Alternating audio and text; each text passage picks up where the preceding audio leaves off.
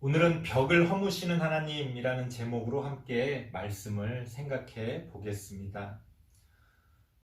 사람의 본성이라는 게 있죠. 어떤 본능의 영역입니다. 그걸 꼭 나쁘다고는 볼 수 없어요.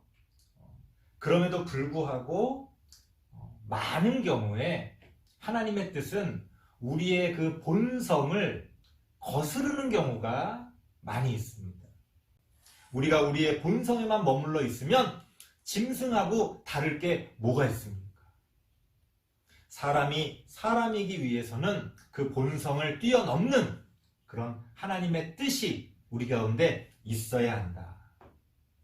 오늘 본문에서도 그러한 우리의 본성과 좀 상반되는 그러한 것들을 하나님께서 말씀해주고 계십니다. 오늘 본문의 주인공은 베드로인데요. 베드로 유명한 사람이잖아요. 예수님의 수제자입니다. 그런데 예수님의 수제자였던 베드로조차 자신의 본성 안에 갇혀 있었다는 거예요. 그게 뭐였느냐? 당시 유대인들은, 당시 이스라엘 사람들은 하나님의 구원은 자신들만이, 유대인들만이, 이스라엘 백성들만이 구원을 얻는다고 생각했어요. 하지만 하나님의 뜻은 그것을 넘어서 있었습니다. 유대인들뿐 아니라 이스라엘 백성뿐 아니라 당시 유대인들이 이방인이라고 무시했던 다른 나라, 다른 종족 사람들에게까지 하나님의 구원이 펼쳐지기를 하나님은 바라셨다는 거예요.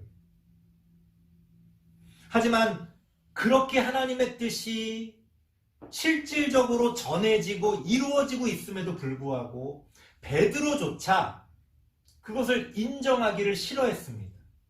왜요? 본성이 어긋나잖아요. 그걸 인정하고 싶지 않은 거야. 나만, 우리만 뭔가 특별한 하나님의 은혜와 복을 받았다고 생각했는데 뭐야? 내가 무시했던 저 사람들도 하나님의 은혜와 복을 똑같이 받는다고? 기분이 안 좋은 거예요. 본성에 어긋나는 거죠. 그래서 그것을 베드로뿐 아니라 당시에 많은 유대인들이, 이스라엘 백성들이 그것을 인정하기를 원치 않았습니다. 하지만 베드로는 과연 어떻게 했을까요? 역시 베드로는 베드로죠. 그러한 자신의 본성을 뛰어넘어서 하나님의 뜻을 인정합니다. 오늘 본문 말씀 보니까 사람들에게 이렇게 고백합니다. 내가 참으로 하나님은 사람의 외모를 보지 아니하시고 구원을 베풀어 주신다는 걸 내가 이제 온전히 믿게 되었다. 그렇게 고백을 합니다. 하나님의 구원이라는 것은 어떤 외모라는 건 단지 겉으로 보이는 것만이 아니라 그 사람의 출신, 학벌, 종족, 취향, 여러 가지 많은 것들을 이야기하는 거예요. 하나님은 그것으로 판단하지 않으신다는 거예요. 그 사람이 어떤 사람인지, 그 사람이 정말 하나님을 경외하며 의의를 행하는 사람인지 그거를 보시는 거지. 그 사람의 겉모습, 그 사람의 껍데기, 그 사람의 배경, 그런 것들을 보지 않으신다는 거지. 베드로는 그렇게 아주 중요한 하나님의 뜻을 하나 그렇게 깨닫게 됩니다. 이것을 통해서 우리는 무엇을 알 수 있습니까? 사실 우리는 유대인이 아니기 때문에 이게 얼마나 충격적인 사실인지를 잘 이해를 못해요. 하지만 당시 유대인들에게는 도저히 받아들일 수 없는 충격적인 사실이었다는 거예요. 우리뿐 아니라 이방인들에게까지 하나님의 구원이 펼쳐진다니 도저히 납득할 수 없는, 자신들이 오랫동안 믿어오고 자신들이 오랫동안 확신했던 것을 스스로 포기해야 되는 것이기 때문에 받아들이기가 굉장히 힘들었습니다.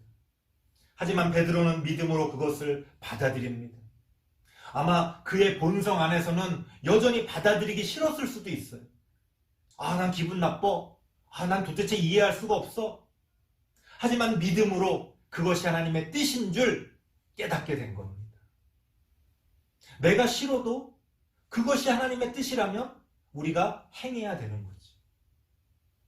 그렇게 하나님께서는 이스라엘 백성들 가운데 또 예수님을 믿는 사람들 가운데 아주 중요한 하나님의 뜻 한 가지를 가르쳐 주십니다. 그게 뭡니까? 우리가 믿는 하나님은 어떠한 벽이든지 우리의 관계 가운데 존재하는 그 벽들을 허무시는 분이라는 거예요. 무너뜨리는 분이시라는 거예요.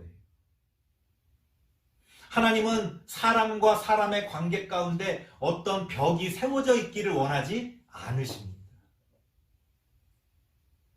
우리는 착각을 합니다. 우리 사회 가운데 우리는 어떤 위계 질서가 있다고 생각해요. 위계 질서라는 건 높고 낮음이 있다는 거예요. 그래서 돈이 많고 힘이 있으면 저 위에 있고 돈이 없고 힘이 없으면 저 밑에 있다고 생각해요. 이건 우리의 착각입니다. 어떤 사람도 사람이 사람 위에 있을 수는 없어요. 우리가 마치 사람 위에 있는 것처럼 느끼고 싶어서 다른 사람 위에 있고 싶을 때 벽을 쌓습니다. 벽을 쌓아요. 난 너와 달라.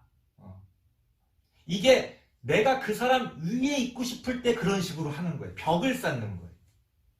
그러니까 자기는 남들 위에 있다고 착각하지만 하나님이 보실 때는 그저 벽 안에 사는 거죠. 사방이 갇힌 벽 안에 살면 그게 뭐가 됩니까? 감옥이죠, 감옥.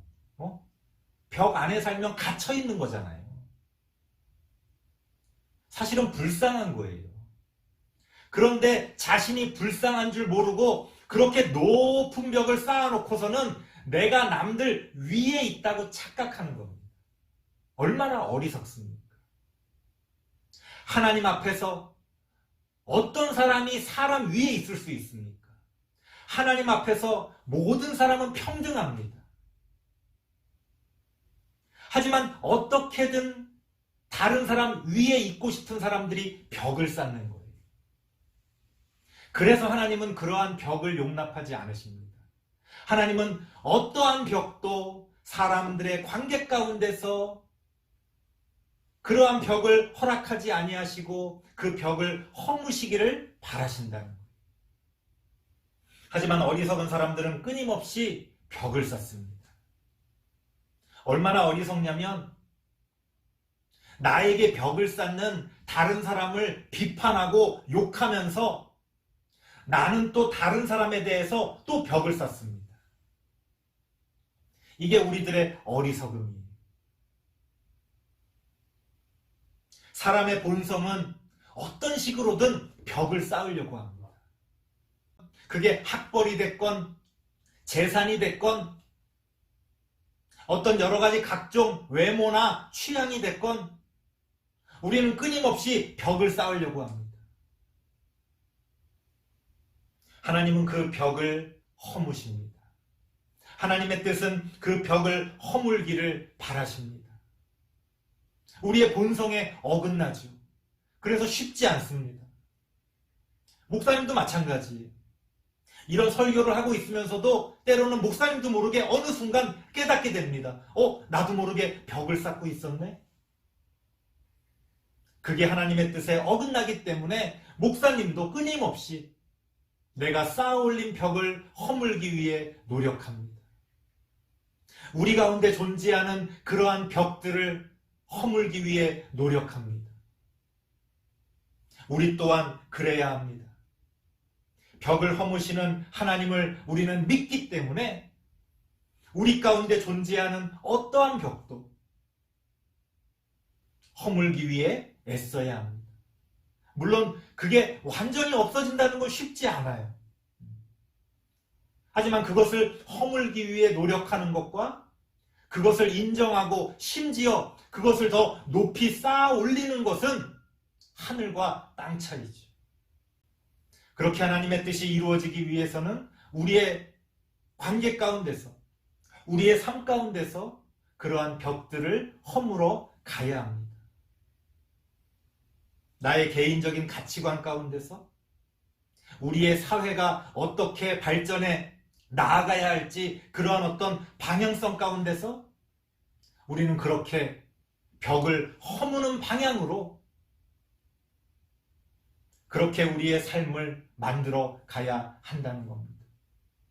올 한 해 우리는 그러한 하나님의 뜻을 마음 깊이 새기고 여러분의 개인적인 삶 가운데서 또 여러분이 속해 있는 그런 공동체적인 삶 가운데서 그렇게 벽을 허물어 가시는 우리 모든 성도님들, 우리 다음 세대 친구들 되시길 바랍니다. 기도하겠습니다. 하나님 감사합니다. 벽을 자꾸만 쌓아 올리고자 하는 우리들의 어리석음을 용서해 주시고 우리의 삶 가운데서 작은 것부터 벽을 허물어가는 우리가 되어질 수 있도록 하나님 함께하여 주시옵소서. 예수님의 이름으로 기도드리옵나이다. 아멘.